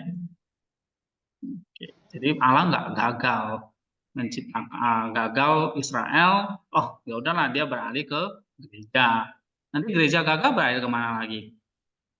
Bangsa Israel lagi. Nanti mendirikan ini bait Allah yang baru gitu. Ajaran dispensasionalisme itu, Pak. Saya pernah mendengar itu. Oh, ya, dari ya. Dari tokoh Kristen juga itu, Pak. Dan Ya, itu ada banyak. dispensasinya ya. Oke. Iya, Ya. banyak mempengaruhi gereja Lutheran, Pak. Oh, ya. Ya itulah makanya suruh baca Bapak Gereja jadi benar. Ya kan? Kalau nggak belajar Bapak Gereja ya ngawur-ngawur ajarannya. Gitu. Oke, Pak. Makasih. Ya, terima kasih Pak. Mau belajar. Ya, jadi Pak Riva ini dia orang Protestan ya, dibesarkan di Quran. Jadi belajar Bapak Gereja ini sesuatu yang akhirnya apa ya? Ya banyak ya hal-hal baru yang perlu dipikirkan lagi, diperbaiki lagi gitu. Ya. Ya, Nah, betul. kayak kalian di sini saya nggak ngerti juga nih. Ngerti atau enggak ya, mesti baca dengan sungguh-sungguh. Oke, ini kesempatan kalian belajar ini ya, ini udah akhir kan? Tinggal 1-2 semester. Masih main-main ya, salah kalian sendiri nanti. Ya. Oke. Nah, tolong dibaca halaman 25, tadi kita udah sampai halaman 26 ya, 28. Sekarang 8. kita 29 ya sampai 37. Ya. 29 sampai 37 itu dibaca aja supaya minggu depan kalian bisa bertanya, ini harus ada pertanyaan. Setiap orang harus ada pertanyaan. Ya. Ada pertanyaan. Baca ini kasih pertanyaan. Pak, saya nggak ngerti yang ini. Ya, karena ini ya Bapak Gereja agak sulit memang ke dalam soalnya. Ya.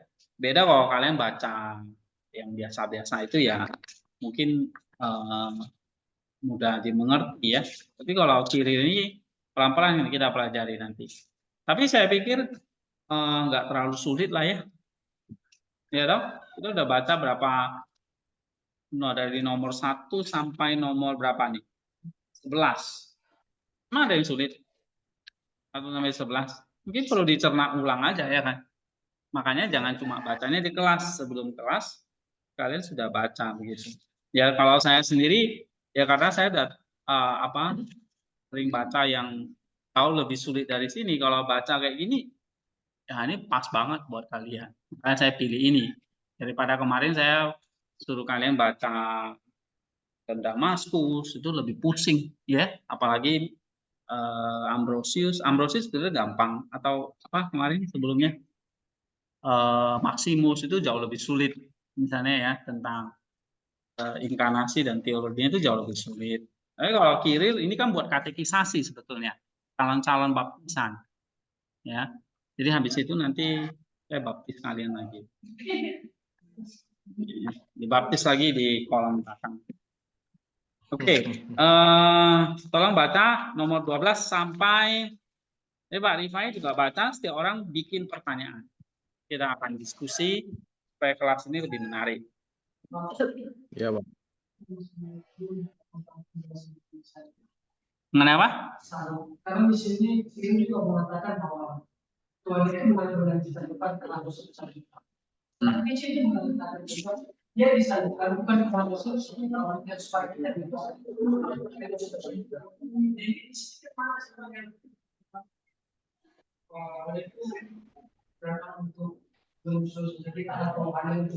Oh, ada kalimat seperti ini ya.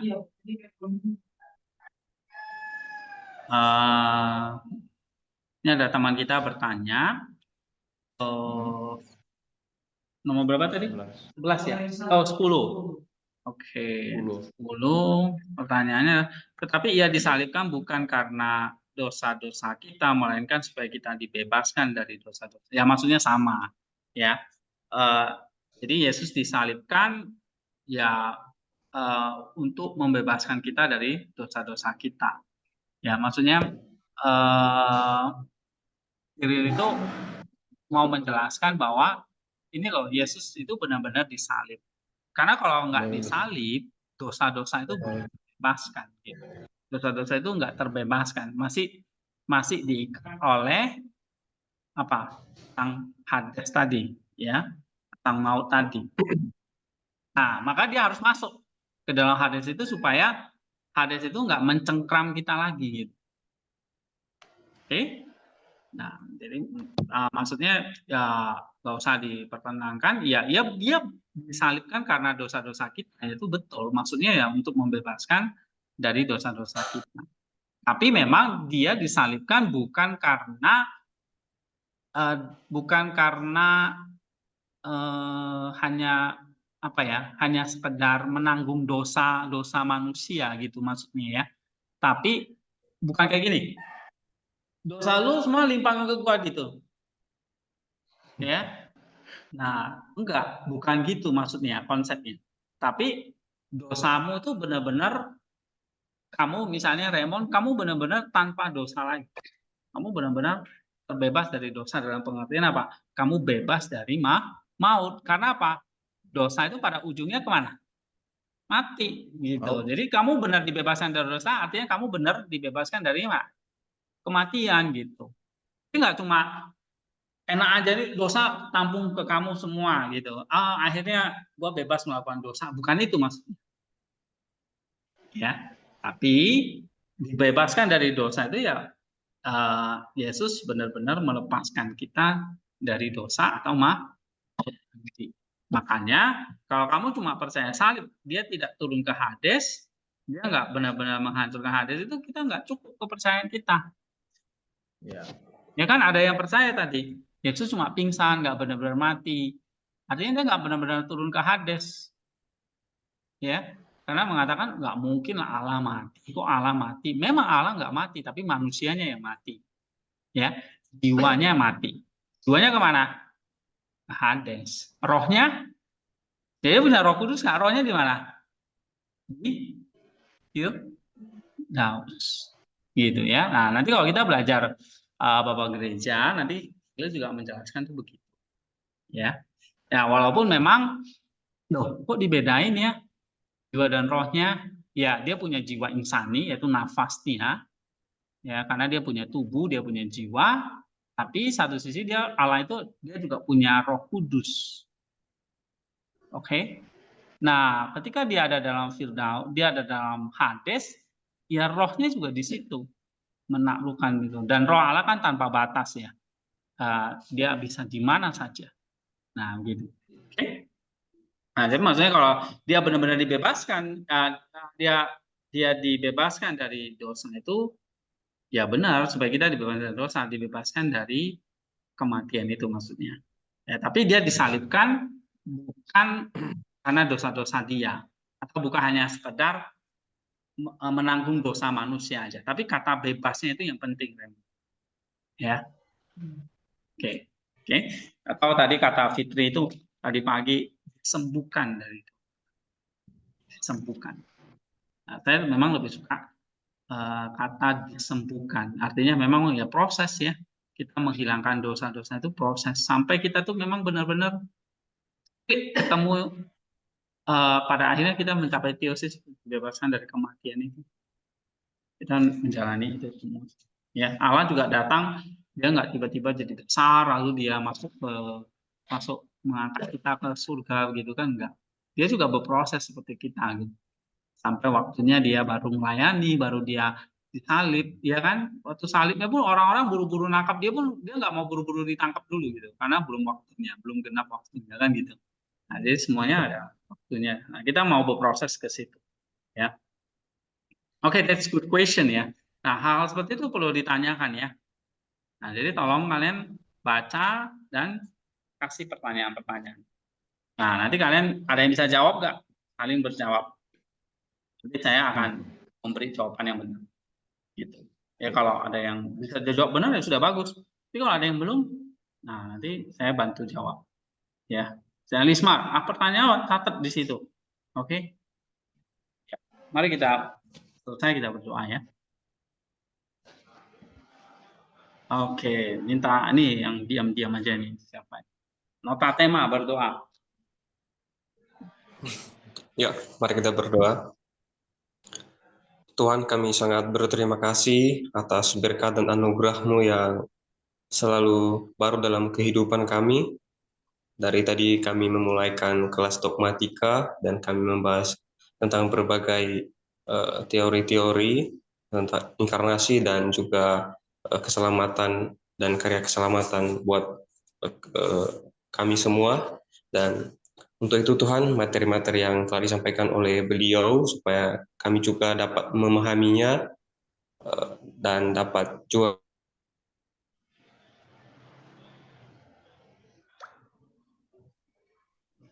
kami dalam setiap kehidupan kami, memahami dan mengenal Tuhan di sorga. Dan pada kesempatan yang indah ini juga Tuhan, kami akan mengakhiri kelas kami dan kami akan melanjutkan aktivitas kami ke depan.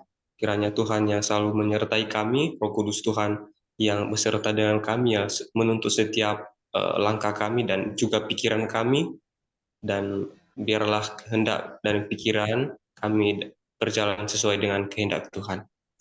Inilah kami para student, kami pahami juga ini materi-materi yang rumit dan berat, dan tetapi kami tidak mengalah dan mengelak, tetapi kami percaya dengan Roh Kudus yang selalu bersama dengan kami, kami mampu dan kami memahami setiap apa materi yang disampaikan. Inilah kehidupan kami Tuhan, jiwa raga kami serahkan ke dalam tangan Tuhan. Hanya di dalam nama Tuhan Yesus Kristus dan Juru Selamat kami sudah berdoa. Amin. Amin. Oke, sampai ketemu ya, Pak Thank Rifai, you, Pak. Pak Tono, Kasih, Pak. Nova. Kalian berdua kapan balik ini? Ini masih belum pasti banget, Pak. Masih belum pasti banget. Nanti kami infoin lagi sama Pak Siswo. Pak, izin keluar, Pak. Ya? Oke, Pak. Sampai ketemu. Ya. Yo. Ini Hartono juga sama? Sama, Pak. Sama, Pak. Sama. Oh, katanya pertengahan Februari. Mereka belum bisa. Iya Pak, kemarin sih rencana tanggal 13. Nah, sekarang situasinya mereka di Nah, rolling. mereka belum bisa. Bukan masalah nggak bisanya Pak, tapi